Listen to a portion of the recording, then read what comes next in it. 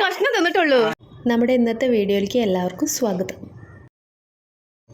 അപ്പം ഞാൻ എൻ്റെ വീട്ടിലാണ് കേട്ടോ. അപ്പം നമ്മൾ രാത്രി വന്നതായിരുന്നു. എനിക്ക് ചേച്ചിക്ക് നാളെ ഒരിടം വരെ പോകേണ്ട ആവശ്യമുണ്ട്. അപ്പോൾ അതിനായിട്ട് വന്നതാണ് കേട്ടോ. ഉണ്ണേട്ട രാവിലെ പോകും കേട്ടോ, കാരണം ഉണ്ണേട്ട കടയിൽ പോകാനുണ്ട്.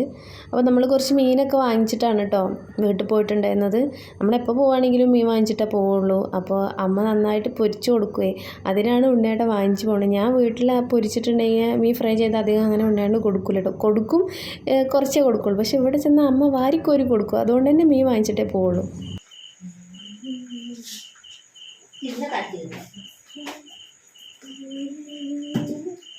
അങ്ങനെ ഞങ്ങൾ എത്തി കുറച്ച് കഴിഞ്ഞപ്പോൾ പിന്നെ ചേച്ചി വന്നു കേട്ടോ.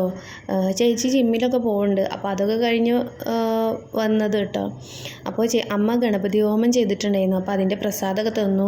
നല്ല ടേസ്റ്റ് ഉണ്ടായിരുന്നു കേട്ടോ. അതാണ് ഇങ്ങനെ വാരി വാരി തിന്നണത് ഞാൻ.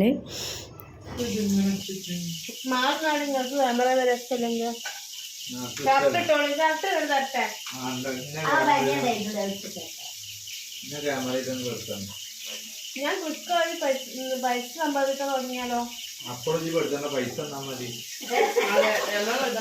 വീട്ടിലിങ്ങനെ എല്ലാവരും കൂടിയിട്ടൊക്കെ ആകുമ്പോൾ നമുക്ക് എപ്പോഴും അച്ഛനെ മിസ് ചെയ്യും കേട്ടോ. നമ്മൾ മാത്രം ആകുമ്പോഴാണെങ്കിലും ഒക്കെ നമുക്ക് അച്ഛനെ മിസ് ചെയ്യും.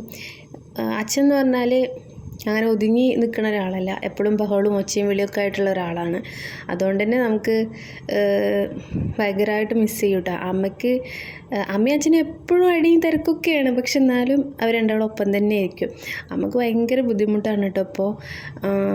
പക്ഷെ ദൈവം നമുക്ക് എല്ലാവർക്കും മറവി എന്നുള്ളൊരു ഇത് തന്നതുകൊണ്ട് നമ്മളതെല്ലാം തരണം ചെയ്ത് മുന്നോട്ട് പോകുന്നുണ്ട് കേട്ടോ. ഷർട്ട് ഇടാത്ത കാരണം വീഡിയോ ഷർട്ട് അപ്ലോഡ് ചെയ്ത ചള്ളക്കാണ് ഇവിടെ ഉണ്ട്. ബനിയ അടിക്കാൻ പോയിട്ടിട്ട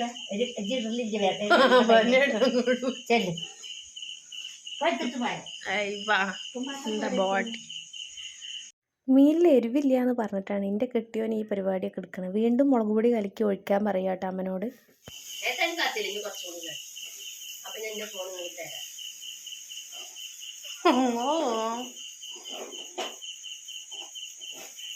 മറിച്ചിടുമ്പോ മറ്റേ മസാലയും കൂടെ അതിന്റെ മേലൊക്കെ ഇട്ടാ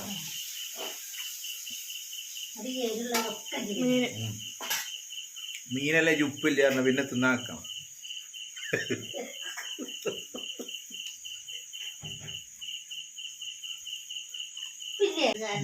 ഇത് മത്തനാകുമ്പോ ഇത്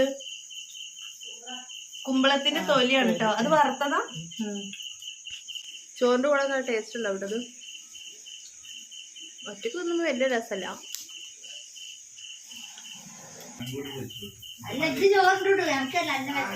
അതിനല്ല ഇപ്പൊ 3 ഇഡ്ഡലി തിന്നില്ലേ, അപ്പൊ ഒരു സമാനായിട്ടുണ്ടാവും അല്ലേ?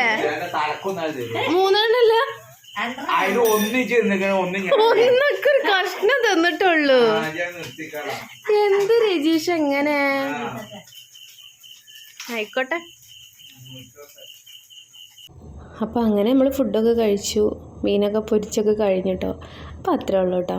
നമ്മളെ ചാനലൊന്ന് സബ്സ്ക്രൈബ് ചെയ്യുക, വീഡിയോ ലൈക്ക് ചെയ്യുക. Bye bye.